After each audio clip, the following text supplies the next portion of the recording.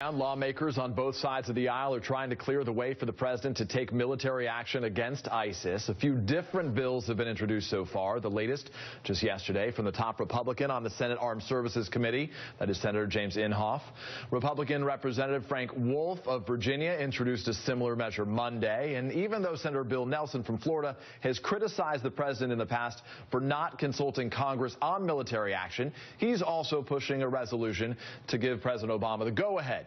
Like the others, Senator Nelson's bill would authorize the president to use appropriate military force to protect the U.S. That includes green-lighting commando raids and military air surveillance missions.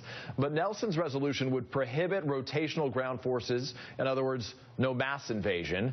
And the president's authorization would expire 3 years after the resolution is enacted. No better person to discuss this with than the senator himself, Bill Nelson, member of the Armed Services Committee, who is joining us right now. Senator Nelson, I appreciate your time. I want to get a sense from you right out of the gates as we anticipate hearing from the president this evening. Are you going to get a vote? It seems the president doesn't think he needs one.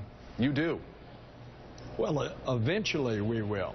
I believe that the president has the authority to strike. It's the constitutional authority as commander-in-chief, and I believe he will exercise that authority, and I think he's already set it in motion by what he's done in northern Iraq, as well as August 25th, the surveillance flights over Syria. So I think he'll go ahead and strike. But this is not a short-term deal. This is going to be a long-term deal, and that's where you need, under the Constitution, the buy-in from Congress. We're going to hear from Secretary Kerry any minute now. We know that he landed overnight, a surprise visit in Baghdad. I want to get your sense of how confident. The White House says that this sort of unity government is critical to its strategy. How confident are you that any government in that region can unite these competing factions to ultimately stop ISIS or any militant group? We have to, and you see how this brutality has started to knit together the coalition, not only of European and other Western states, but the Arab League as well. And so I think you will see a strong coalition. There's a lot more at stake other than just Syria. It's the threat to Europe, it's the threat to the U.S., it's the threat to our allies next door, Jordan, even a threat to Israel.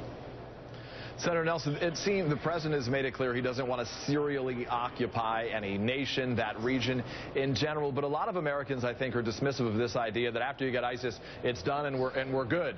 Isn't there just going to be a successor to ISIS and then one after that? What do you do to end this recurring problem? Well, that's what makes this complicated.